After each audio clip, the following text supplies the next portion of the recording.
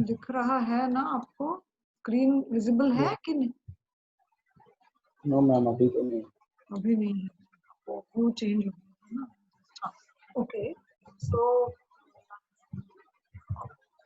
Now yes ma'am. okay, so in the previous lecture we did some numerical examples in order to clear and revised some equations related to the rectifiers. Okay, and as I said that they are very useful for solving numericals or competitive for appearing in competitive examinations or any kind of examinations. And numericals give you a concept because it is an application of what you are theoretically learning. So today we start with, we'll finish up the dual converter part a little, and then we start with the different three-phase converters. And we also saw in the previous class how the equations are derived, because you cannot remember. In converter itself is a very big unit, because there are many types of converters. There are half controlled and full controlled converters. There are single phase and three phase converters and dual converters.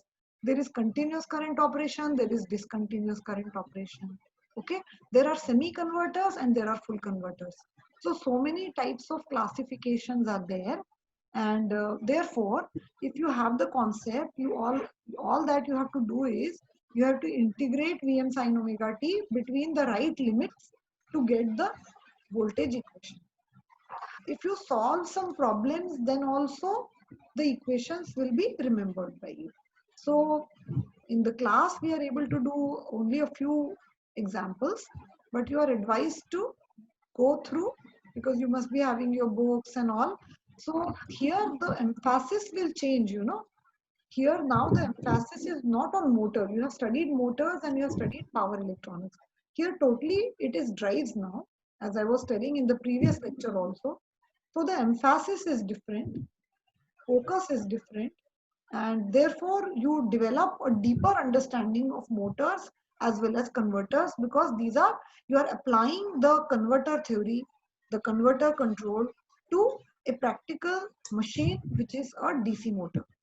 And these concepts will be very useful for when you go to induction motor also, because after this we'll study, of course there are chopper drives, and after that most of the session will be devoted to three-phase induction motor drive, which is a very important machine and which is used everywhere. Okay, so but basic drive concepts are always taught using DC drive. So what are our session outcomes today? Lecture 13 and 14. Lecture 13 was the previous lecture, which is not here, but I will share it with you. It was in Word file, and where we solved the numericals, etc. Some numericals, and here you will revise the four quadrant operation of single phase dual converter, which I told you on Saturday 15th August also. Then waveforms of dual converter, which we could not do on that day because of the internet failure. Complete failure was there. Neither the Wi-Fi nor the broadband, or even I did not have my phone with me. Anyway, so compare different three-phase AC to DC converter architectures. We'll study how many types of AC to DC converters are there. And after this, I'm going to give you one assignment on converters only, that you have to just list converters, different types of converters, and their voltage waveform, and their average voltage equation. Okay, different. So you have to list and find out jitne bhi aapko milenge. Of course, there are many other converters also. Converter, maybe we use controlled flywheeling to improve the power factor. Many other things are there. Effect of overlap angle we can consider, but right now we are not going into that detail. We are just learning the basic fundamentals, because when we study drives at that time, mostly we are neglecting the overlaps and all that. As I had told you in a previous slide, that we are assuming certain things, that the devices are turning on and off instantly. हम ऐसा assume कर रहे हैं कि जब T1 T3 of होते हैं तभी उसी समय इंस्टेंटेनियसली T2 T4 स्टार्ट हो जाते हैं and this way. Okay, so we are not taking the overlap into consideration क्योंकि ड्राइव का अपना ही कॉम्प्लिकेशन बहुत है. But you all must know that वो चीजें भी होती हैं, उससे क्या फर्क पड़ता है, all that also you may be required to know. Okay, as your PG students. So we okay, so then we come to naturally the AC drives, AC to DC architecture, their waveforms, their performance equations, and different parameters, their comparison, etc., etc. Let us see how much we are able to cover today. So first we'll cover the complete the dual converter part. This slide you already have. Okay, this we had discussed already, and the modes of operation of dual converter were also discussed properly, that non-circulating current mode and circulating current mode. Okay, in the circulating current mode there are, because of the instant difference in the, because both the converters are operational, यहाँ पे क्या होता है, only one converter is operating, only one converter at a time, whereas here both are operating with alpha 1 plus alpha 2, वो जो logic है is equal to 180. Both converters are operational. So there are certain differences, and if you do more numericals तो आपको ज़्यादा बाद में और clear होता जाएगा. I will just see. And here there is no delay time, continuously they are conducting, and this here there is a delay time between the operation of one converter to the other. एक और चीज भी थी कि ये वाले mode में, circulating current mode में, that there is transition from converter 1 to converter 2 can be very easily done without any delay time. That is why जहाँ पे भी ड्राइव को बार बार रिवर्सिबल ऑपरेशन करना होता है, so we prefer this. So this is a more practical drive in spite of the disadvantages which we had discussed here, that there were some disadvantages. Okay, there were some disadvantages of circulating current dual converter. These three disadvantages were there. Reactor is required. We have done all this. Okay, efficiency and power factor are low, etc. This we had done. Now we come to the operation of a dual converter in 4 quadrant. This slide is new. The slide was not available in the previous lecture, but I was telling you in the previous lecture, today's previous lecture. We have studied this on Saturday quiz also. So in a single phase, you see the 4 quadrants, how the 4 quadrant operation is there. So in a single phase dual converter, if alpha 1 is less than 90 degrees, okay, then it is operating in forward motoring mode, which we say as quadrant 1. After that, okay, if the firing angle alpha 1 is greater than 90 degree, ये वाला part आपको बताया नहीं था तब, and the field excitation is reversed.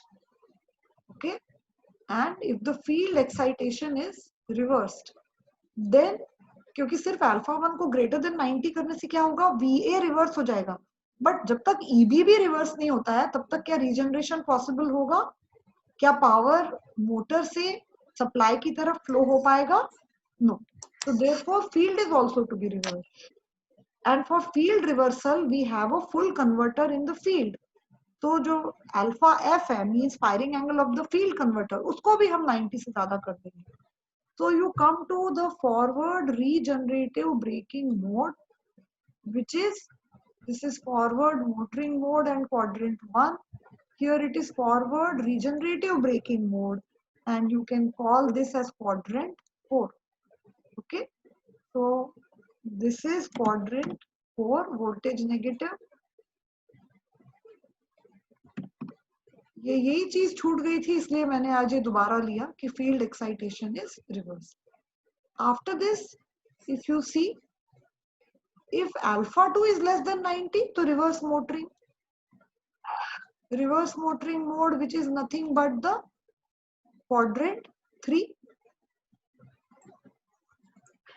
तो ये बस क्वाड्रेंट्स आपके दिमाग में क्लियर होना चाहिए. अभी अभी जो हमने न्यूमेरिकल्स किए तो उसमें भी ये आ गया था, क्वाड्रेंट हमें समझ में आ जाते हैं because looking at alpha. And if you are aware of full control, single phase fully controlled rectifier, तो ड्यूअल कन्वर्टर बहुत इजी हो जाता है, ड्यूअल कन्वर्टर में इतना मुश्किल नहीं रह जाता है फिर कुछ भी, because it becomes comparatively easy. If alpha 2 is greater than 90 and field excitation is alpha 2 greater than 90 मतलब voltage negative.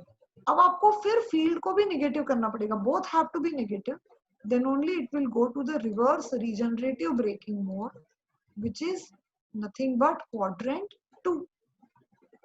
Okay, so ये थोड़ा सा आप लोग इसको एक बार और अभी ड्यूअल कन्वर्टर पे प्रॉब्लम्स थोड़े कम होते हैं, बट ड्यूअल कन्वर्टर को लर्न करने से फायदा पता है क्या होता है कि आपको single phase fully control converter सभी कॉन्सेप्ट आपस में जुड़े होते हैं, तो इसीलिए कोई चीज भी बेकार नहीं होती है इफ यू नो समथिंग. इसके ऊपर आता कम है because this is considered to be complex, particularly the circulating current mode. Now ये डायग्राम आपने देखा हुआ था पिछली क्लास में भी, दिस पुरानी स्लाइड नहीं थी, that there is a inductor and this is VO1, this is converter 1, this is converter 2, you see.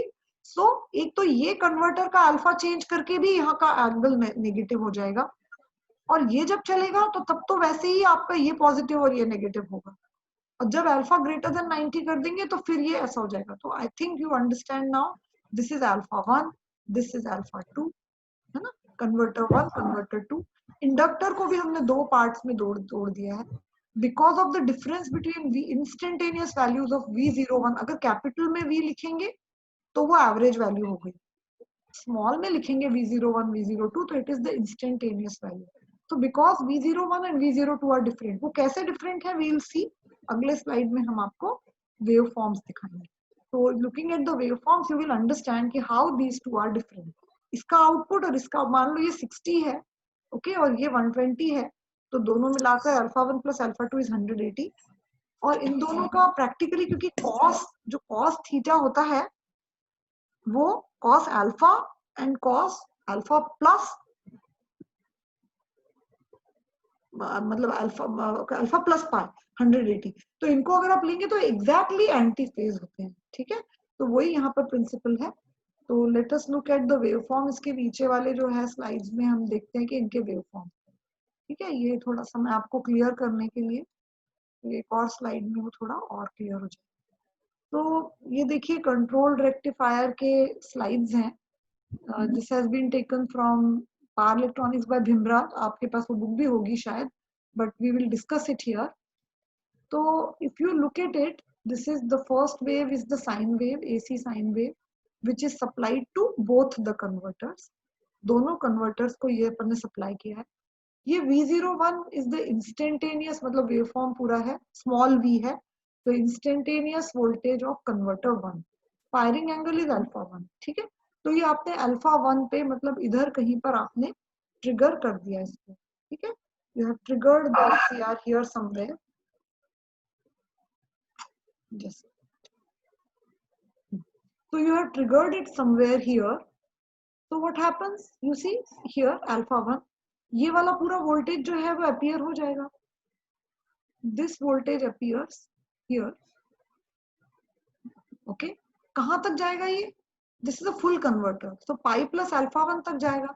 तो अल्फा से लेके पाई प्लस अल्फा 1 तक ये यहाँ पे गया और ये वेवफॉर्म आया, यही चीज रिपीट हुई. तो this is very clear, V01 converter 1 हो.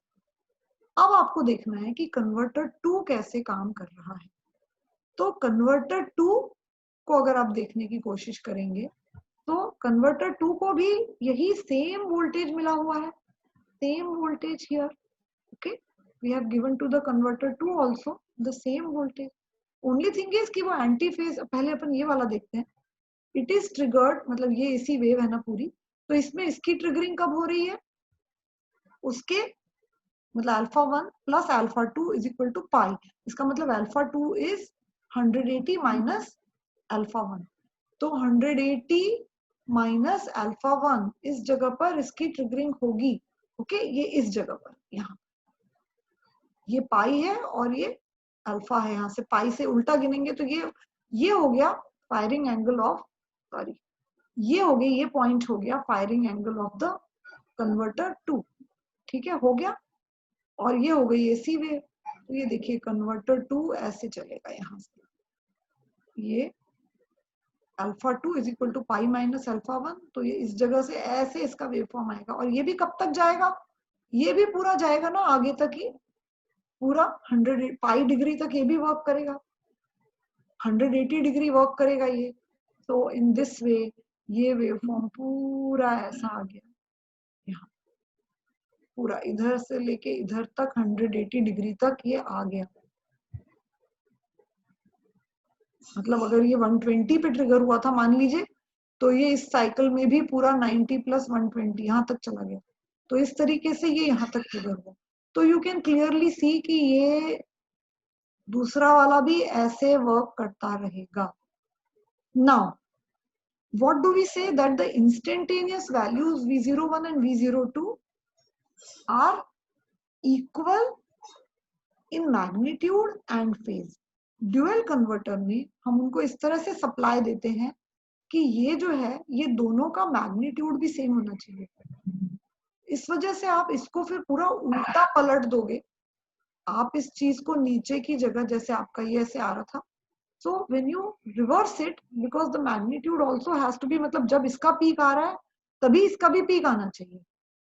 ओके तो अब आप V02 को जब उस तरीके से रिप्रेजेंट करेंगे, because in a dual converter the V02 and V01 must have the same polarity, so you reverse this particular waveform V02 and you get, this is the reversed, जो D है that is reversed value of V। okay so when you reverse it, तो ये आपका यहाँ पर जो V02 minus में आ रहा था, नीचे आ रहा था, उसकी जगह पलट के ऊपर चला जाएगा पूरा। और ये कहाँ तक, यहाँ तक। के बाद ये जो ये पॉजिटिव था वहां ये नेगेटिव हो गया, तो एग्जैक्टली इसको आपने रिवर्स कर दिया। तो मतलब this is your V01 V पे, डायग्राम B जो है that is your V01 and D is your V02 by connection। The dual converter is connected in such a way that दोनों का फेज भी सेम आता है, मतलब जब इसका पीक आएगा तभी इसका पीक आएगा, like this. So this becomes V01, this becomes V02। V0 is the average of this V01 plus ये वाला, इसको तो छोड़ ही दो, ये तो आपको ट्रिगरिंग समझाने के लिए है। तो V01 plus V02 divided by 2 average is V0। This is the average voltage. ठीक है, तो अगर आप इन दोनों को जोड़ दीजिए तो 2Vm हो जाएगा ना, अपॉन 2 करेंगे तो यहाँ Vm ही आ जाएगा। सिमिलरली अगर आप यहाँ से यहाँ देखिए तो ये कुछ ऐसी वेव फॉर्म थी V02 की, और V01 में उतना ही नेगेटिव था, तो ये पार्ट 0 हो जाएगा। क्लियर? तो please learn to draw these wave forms also. Assignment में अब आपको ये भी दिया जाएगा waveforms of dual converter। waveforms जो हैं they explain the working to you, so already the solution is there with you, but you have to draw with your own hands for practice and for any subjective examination that you may have to appear at the end of this session। we are not clear, if the corona situation remains in the same manner you may have MCQs। अभी जैसे final year वालों का test हो रहा है तो आपका भी शायद हो जाएगा। थर्ड सेमेस्टर में प्रमोशन, नॉर्मल प्रमोशन नहीं होगा, तो यू विल गेट, अदरवाइज ये भी हो सकता है कि आप लोगों का यहाँ पर आकर, क्योंकि आप 2 ही बच्चे हैं, तो आपका यहाँ पर आकर भी टेस्ट हो सकता है। पीजी में बहुत कम स्टूडेंट है, तो we may call you, because अब सब जगह अनलॉकिंग तो हो ही गई है, तो इट इज पॉसिबल। तो आपको दोनों तरह से तैयारी करनी है। आपका 70% जो है वो एंड टर्म पे बेस्ड है, so therefore you have to be aware। हालांकि everything will be through only asked on the basis of the notes which I am providing you, but notes भी धीरे धीरे करके बहुत होते जा रहे हैं। that is why every week you must revise them and appear for quiz assignment etc। उससे आपका सब, जब आपको आगे पढ़ना होगा कभी भी फाइनल एग्जाम के लिए, तो वो इजी हो जाए। चांसेस है कि फाइनल एग्जाम आपका रिटर्न ही हो, प्रॉपर पेन पेंसिल मोड में जैसे होता है, सब्जेक्टिव मोड में। ठीक है, तो सब्जेक्टिव तो वैसे ज्यादा इजी है क्योंकि उसमें कोई ज्यादा घुमाव नहीं होते हैं, क्लियर होता है। So is it clear? This is the instantaneous output of the inverter 1, sorry converter 1। this is the instantaneous output of the converter 2। it is converter 2 is connected in such a manner, okay, अगर वो positively connected होता, वो उल्टा connected है ना, अगर वो इसकी तरह ही कनेक्टेड होता, मतलब कैथोड अप, तो फिर ऐसा वेव फॉर्म आता, लेकिन वो किस तरह से कनेक्टेड है, it is connected reverse, so that is why VO2 ऐसे आएगा. And this is the average voltage V0, which is V01 plus V02 upon 2. Now you come to the voltage. This part is the voltage across the inductor. पिछले में आपने inductor देखा था, ठीक है. Inductor के अक्रॉस कितना वोल्टेज आ रहा है, ठीक है. तो इंडक्टर के अक्रॉस कौन सा वोल्टेज आएगा. If you look at the diagram again, you will see कि this is the voltage across the inductor, which is VR. Okay, this is, ये यहाँ से यहाँ तक V01 है, ये इसके बाद जो है ये VR है और ये V02 है, ठीक है. तो this VR will be the difference of these two. अगर ये दोनों का ये बिल्कुल दोनों सेम होते इंस्टेंटेनियसली, तो यहाँ पे कोई VR ही नहीं होता, और VR नहीं होता तो कोई सर्कुलेटिंग करंट्स नहीं होते. सो दिस इज द, इन दोनों का जो डिफरेंस है वो जब आप निकालेंगे तो ये आ जाएगा, ठीक है. When you take the difference, and in this way you will see that यहाँ पे आपका ये जो पोर्शन है ये V01 था, ओके, एंड ये आपका V02 है.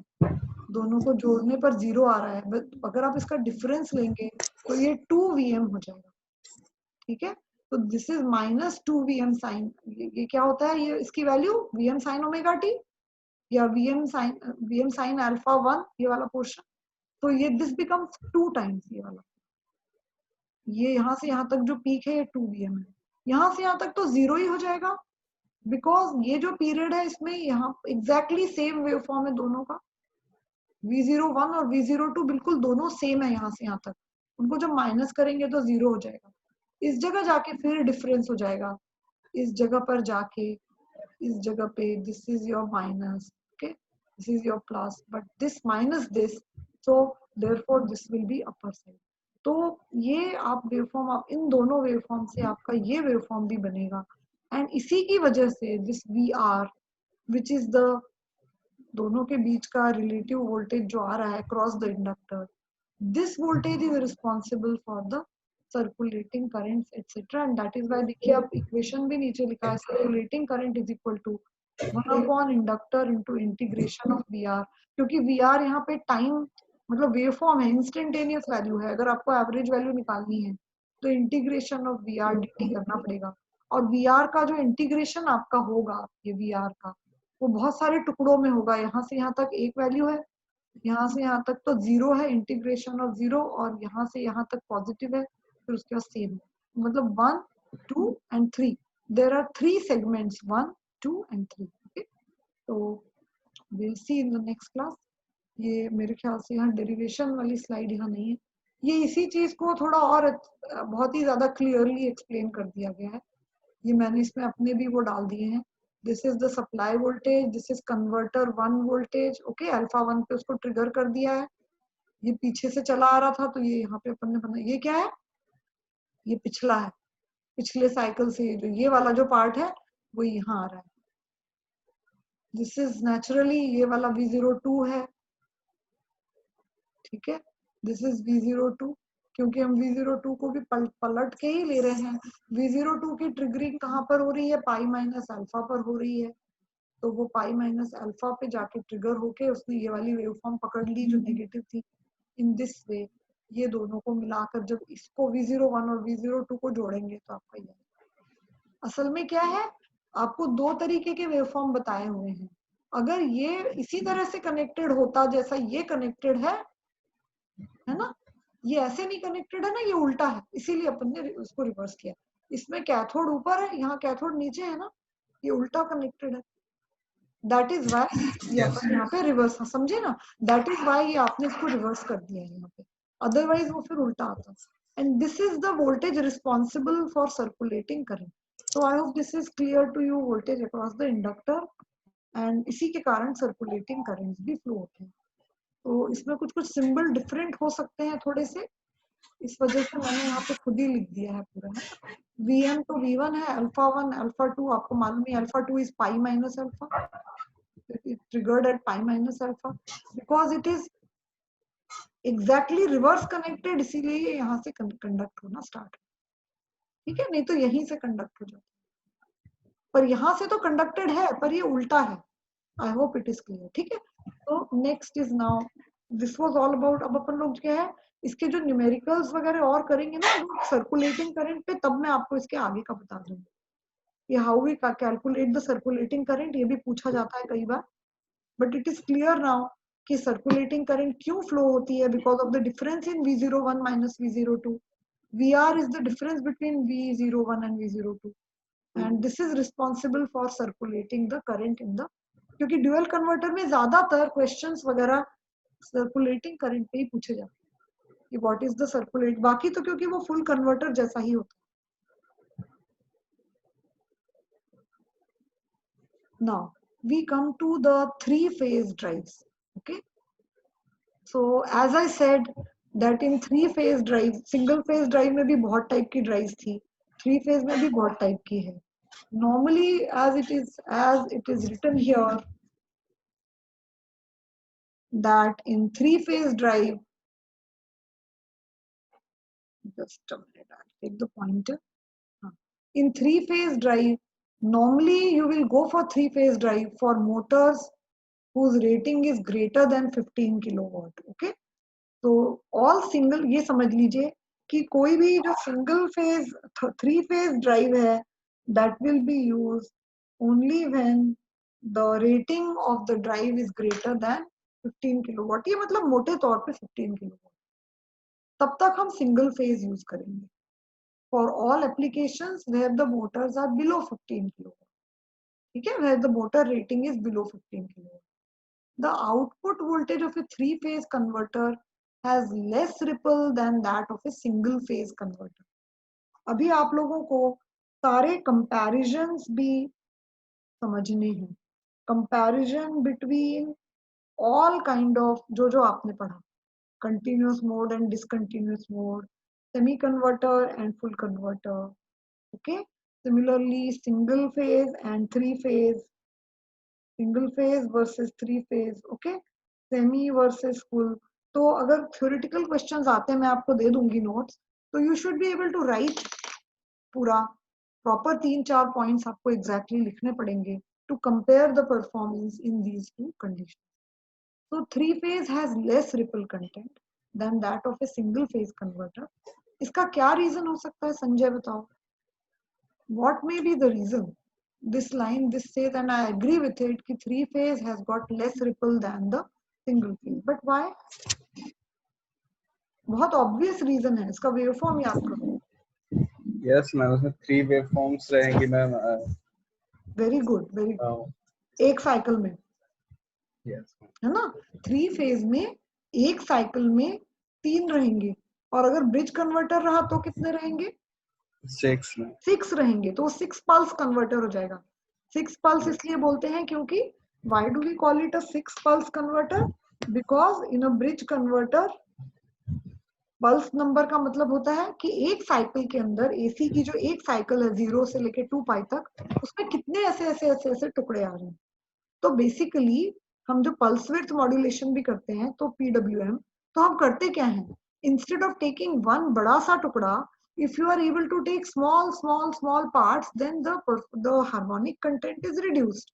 It becomes closer to, more close to the ideal AC or the ideal DC waveform.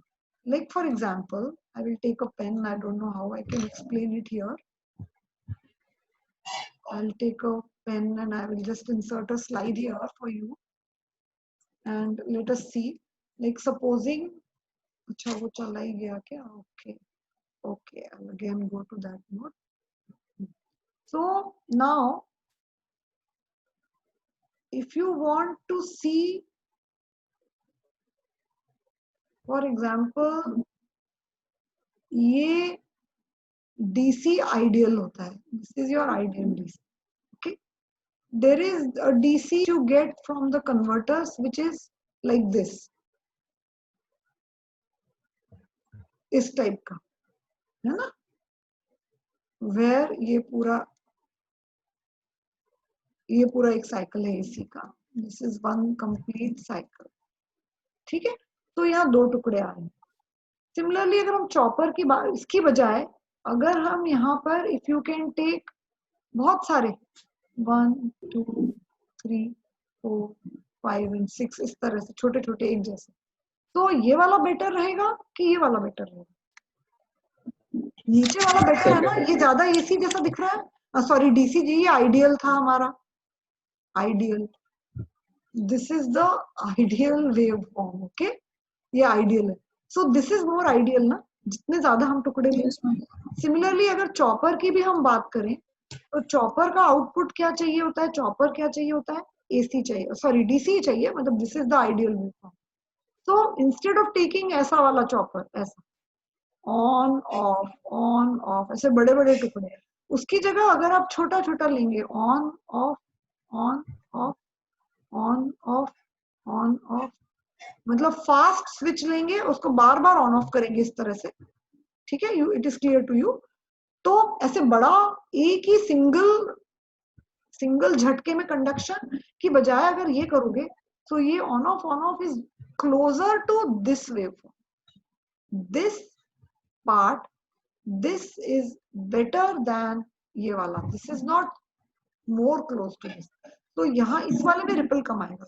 तो what I want to tell you is कि जितने ज्यादा ऐसे ऐसे टुकड़ों से अपन एक साइकिल में जितनी बार ऑन ऑफ कर पाएंगे, HVDC में 12 पल्स कन्वर्टर यूज होता है, तो एक साइकिल में 0 से लेके 2 पाई तक, in one cycle there are 12 pulses like this, और ये पल्स आते कहाँ से हैं, एसी वेव फॉर्म से ना, ऑफ कोर्स, ऐसे ऐसे ऐसे गिन के ये 12 होते हैं उसमें, एक जैसे आइडियल, यहाँ पे एक जैसे नहीं बन रहे, they will be exactly similar. So 12 pulse converter, तो 12 में तो ये बिल्कुल almost like a straight line behave करेगा।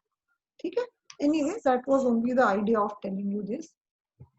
Now where is the previous slide? Yes, so 3 phase drives for large size, अब हम what where we discussing here कि ripple वगैरह किसमें अच्छा आएगा। ओके, सो अगर स्मूथ है तो फिल्टर कम, मतलब अगर आपका रिपल कंटेंट लेस है तो filter requirements for smoothing out the armature current और less, current is mostly continuous and the cost is less, और फिल्टर भी छोटे साइज का लगता है।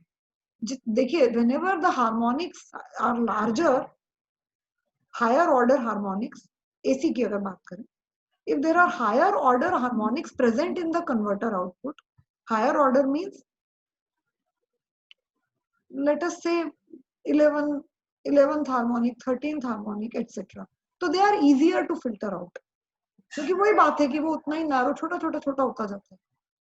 lower order harmonics in AC are very dangerous, third, fifth, etc. ये बहुत खतरनाक होते हैं, और इनके लिए इनको फिल्टर करना बहुत मुश्किल होता है, and the filter size is very large.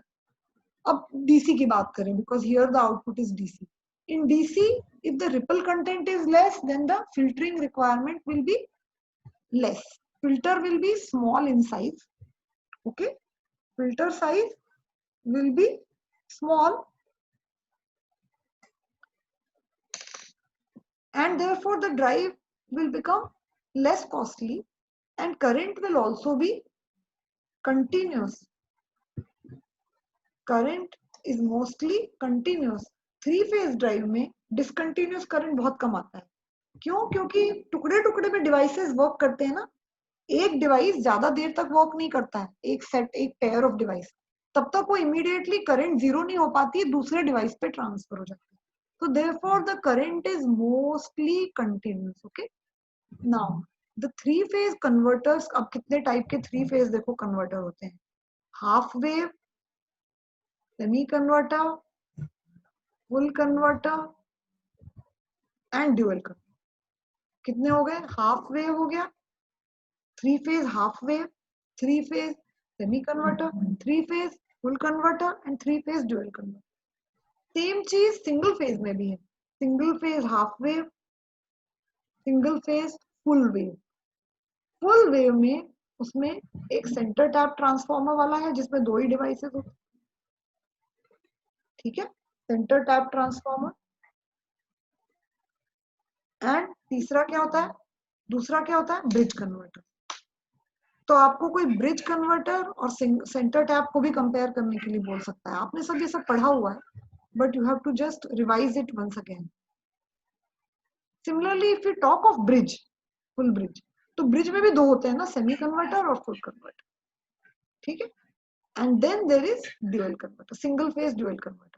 तो इस तरीके से ये प्रत्येक सिंगल फेज में भी 4 तरीके के कम से कम कॉन्फ़िगरेशंस है, और 3 फेज में भी एटलीस्ट 4 हैं, जो यहाँ 4 लिखे। अब आपको कई बार कौन सा हाफ वेव कौन सा फुल वेव, इसमें बहुत कंफ्यूजन होता है। तो उसी के कारण उसके फॉर्मूले भी सही नहीं लग पाते हैं, बच्चे ज्यादातर इसीलिए गलत करते हैं। तो दैट इज वाई ये आपको इनका अंतर समझना बहुत जरूरी है। बाकी तो फिर उस साइड पे तो ड्राइव ही लगी हुई है, ड्राइव में कोई और लोड नहीं है, there is always a drive. And दूसरा जो इसमें इंपॉर्टेंट है दैट इज रीजनरेटिव ब्रेकिंग। तो रीजनरेटिव ब्रेकिंग के कॉन्सेप्ट क्लियर होना जरूरी, इसलिए वेवफॉर्म आपसे बनवाए थे। आपको ये हमेशा याद रहेगा कि ई जो है वो ब्रेकिंग में नेगेटिव हो जाएगा, नीचे की तरफ आएगा जब भी ब्रेकिंग हो रही है। अगर आपको ब्रेकिंग करनी है तो आपको फील्ड को रिवर्स करना पड़ेगा। फील्ड रिवर्स होने से आपका, अगर स्पीड सेम डायरेक्शन, देखिए ईबी 2 तरह से रिवर्स हो सकता है। बैक ईएमएफ अगर आपको उल्टा करना है मोटर का, तो 2 तरीके से हो सकता है, या तो स्पीड से या फ्लक्स। अगर मोटर की स्पीड मतलब मोटर खुद ही रिवर्स हो गई तो ई उल्टा हो ही जाएगा। बट अगर मोटर अभी फॉरवर्ड डायरेक्शन में घूम रही है, मोटर पॉजिटिव डायरेक्शन में, क्लॉकवाइज डायरेक्शन में घूम रही है, ठीक है, एंड उस समय ईबी को रिवर्स करना है, तो फिर क्या करोगे आप, फ्लक्स माइनस करना पड़ेगा, मतलब फ्लक्स रिवर्स करना पड़ेगा, which will happen if the field current is reversed in the field voltage is reversed. In that case the field voltage, field current अगर रिवर्स हो गया तो फ्लक्स भी रिवर्स हो गया। तो प्लीज मेक इट क्लियर, यही इसके सबसे मेजर कॉन्सेप्ट्स हैं रीजनरेटिव ब्रेकिंग के। If you remember this then no problem. Now the 3-phase half-wave converter drives are only of theoretical importance. Half-wave की तो कोई जरूरत नहीं है, but as I said, for understanding anything, the DC drives are most important.